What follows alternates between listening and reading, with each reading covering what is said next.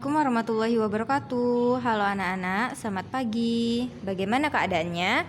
Semoga Ananda ibu semua selalu dalam keadaan sehat ya.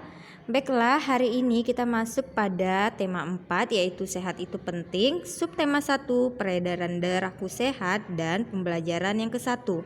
Nah, sebelum kita memulai pembelajaran, kita jangan lupa berdoa terlebih dahulu ya.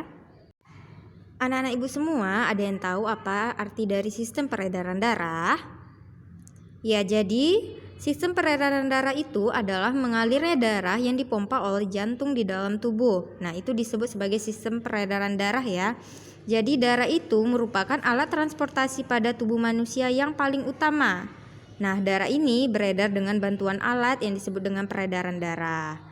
Jadi sistem peredaran darah manusia itu tersusun atas jantung, pembuluh darah, dan juga darah.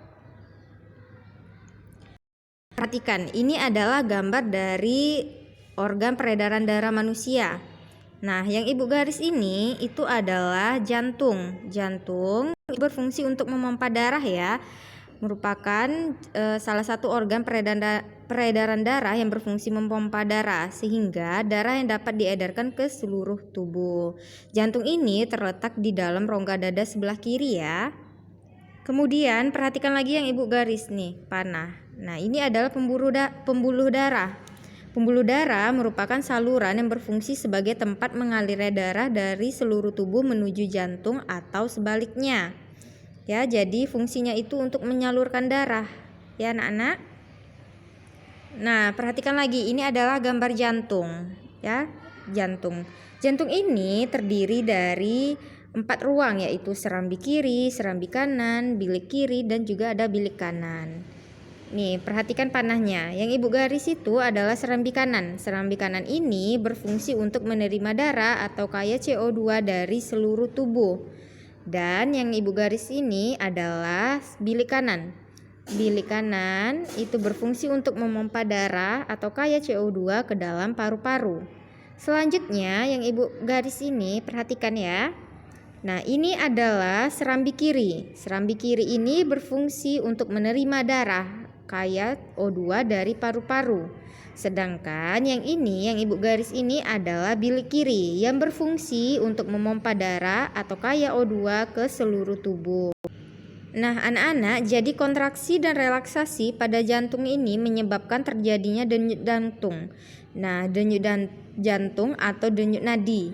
Ketika jantung kita memompa darah ke dalam pembuluh nadi, maka pembuluh tersebut akan ikut berdenyut. Denyut nadi ini dapat digunakan untuk mengetahui denyut jantung juga ya. Berdasarkan alirannya, darah ini mengalami 2 macam peredaran, yaitu peredaran darah besar dan juga ada peredaran darah kecil. Perhatikan, ini adalah gambar dari peredaran darah besar.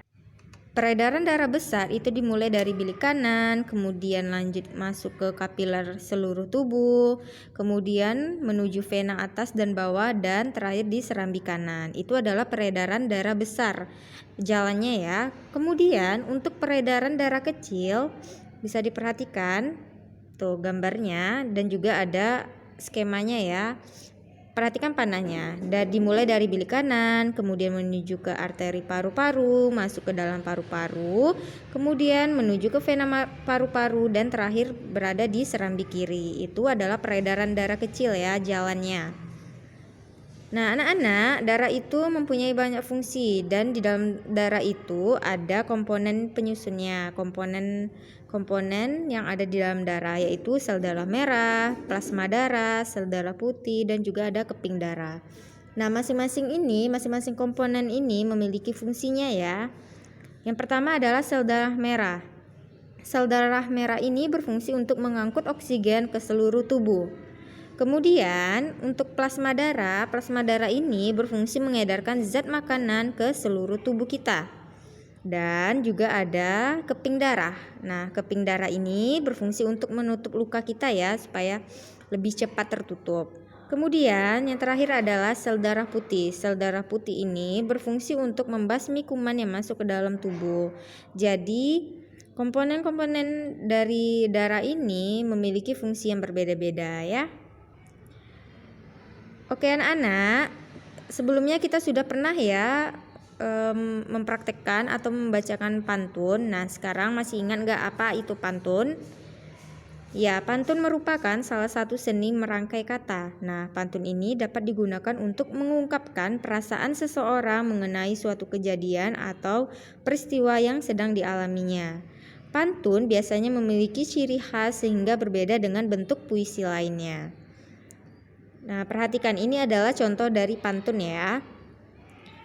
Nah, baris 1 dan 2 itu, perhatikan yang Ibu garis ya, yang Ibu tandai itu adalah disebut sebagai sampiran, baris 1 dan 2. Sedangkan baris yang ketiga dan baris yang keempat itu disebut sebagai isi. Ibu rasa Ibu sudah paham yang ini ya. Oke anak-anak, sekarang Ibu akan memberikan tugas. Untuk tugasnya kalian kerjakan LKS halaman 6, evaluasi pembelajaran ke-1 ya. Oke anak-anak, demikianlah pembelajaran kita pada hari ini. Lebih dan kurang Ibu mohon maaf. Ibu akhiri dengan mengucapkan wassalamualaikum warahmatullahi wabarakatuh.